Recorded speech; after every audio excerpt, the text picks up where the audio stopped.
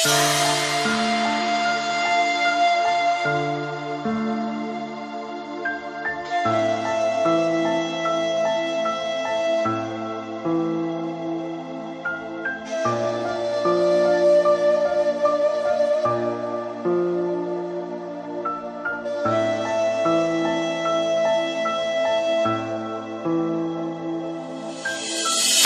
تر میکرد، منو عاشق تر میکرد، ولی تا صبح با غریبه سر میکرد.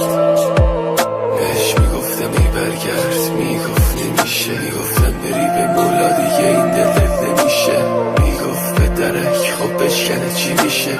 دیدی شکست خیالت راحت شد اصلا، قلبه یه شر شکست ای وای بر من. صبح فهمیدی همه برات محرم نمیشدن، رحم کن به دلم، محرم دلم هنوز حرمتم و داری. دلت خونه نشه برات، من آخه کجا برم؟ نشه یه گوشه بشینی از بغض و گریه زاری. کی رفته کی اومده حساب زندگی تو داری. که میدونستی نمیتونم تنها بمونم، خودت رفتی خود ساعت افتادم به جونم.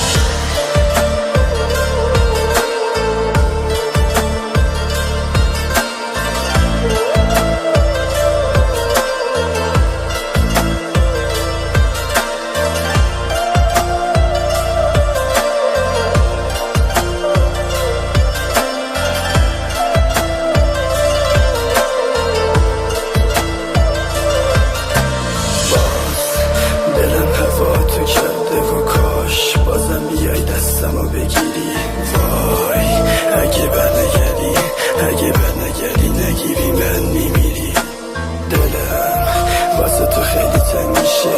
کجا رفتی بدون این دل عاشق؟ چرا داری بی من غریبی میکنی؟ حداقل اینجا هیچی نگو آروم بشی. ساکت هیچی نگو آروم بشی. خب این دل دیوونم واسه تو خیلی کارا میکرد. هجای خیابونا با تو یه خاطره ساختم، با تو یه خاطره داشتم توی زندگی، ولی هیچ وقت یادم نمیره اون ضربه ای که بهم زدی. درست ساده دلم اما تو هم خوب بلدی. پشت